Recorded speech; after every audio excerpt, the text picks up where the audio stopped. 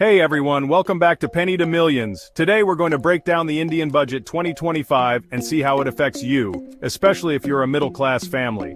We'll be looking at everything from tax cuts to savings. Let's find out if this budget is actually helpful or just more empty promises. First up, let's talk about something that directly affects your paycheck income tax. You know, that chunk of money that disappears from your salary faster than samosas at a family party? Well, the government has raised the tax exemption limit from 7 lakh rupees to 12 lakh rupees under the new system. This means if you earn up to 12 lakh rupees a year, you won't have to pay any income tax. Now I know what you're thinking. Tanmay, this is all for the rich people.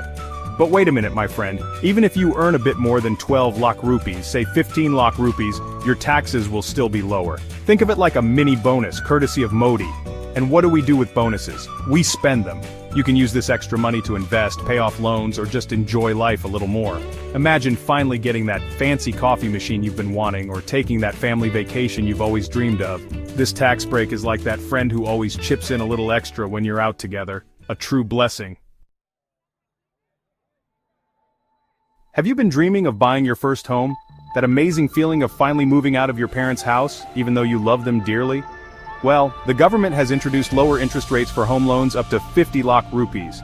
Plus, there are extra tax deductions for first-time homebuyers. It's like the government is playing Cupid, but instead of arrows, they're shooting low interest rates your way.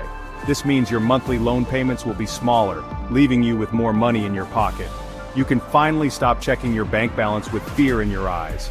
And hey, if you already have a home loan, you can use this opportunity to refinance and save some serious cash. It's a win-win situation, like finding a 20 rupee coin in your old jeans. If you've been waiting for the right time to buy a house, 2025 might be it. But remember, buying a house is a big decision, so do your research, compare your options, and don't rush into anything. It's not like buying a vada pav on the street, you know. Chapter 3. Reduced GST. Now we're talking. Let's talk about something we all feel the pinch of: daily expenses. Those never-ending grocery bills, fuel prices, and online shopping sprees. It's like a black hole that sucks up all our money. But wait, there's good news. The government has reduced the GST, goods and services tax, on essential items like packaged food, cooking oil, and electronics. Yes, you heard that right. It's like finding a 500 rupee note on the road. A small but significant victory. Your monthly grocery bill could go down by 1,000 to 2,000 rupees. And if you're planning to buy a laptop, you might get a discount of 5,000 to 10,000 rupees. This means more money for biryani, more money for movies, and more money for, well, everything. It's like the universe is finally giving us a break. Chapter 4. Investments and savings. Time to make that money work. Okay, let's talk about growing your money. Because let's be honest, who doesn't want to be rich someday? The budget has made it easier to invest and save, so you can finally stop pretending to understand what your finance bro cousin is talking about.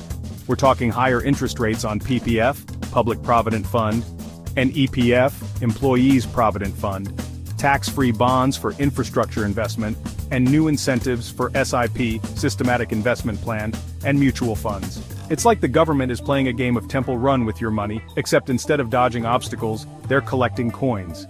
If you invest smartly, you could see higher returns on your savings. Imagine finally being able to afford that luxury car you've always dreamt of, or buying your parents that retirement home they deserve.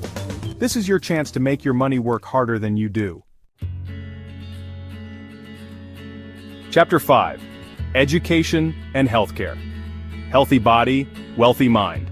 Now let's talk about the future. Your future, your kids' future, and the future of our country.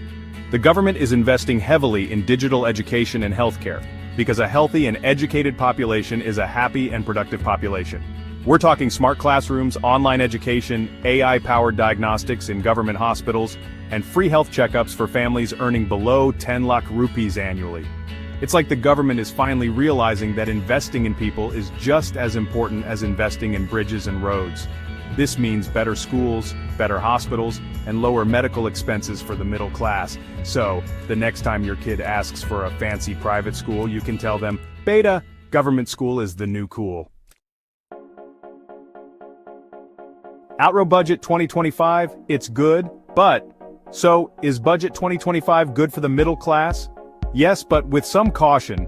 We've got more savings on tax and daily expenses, lower home loan rates, and better healthcare and education. It's like the government finally decided to give the middle class a much-needed hug. But remember, there's always a catch. Beware of inflation and hidden costs. It's like that friend who offers to pay for the pizza, but then conveniently forgets their wallet. If you found this breakdown useful, hit that like button, share this video with your family,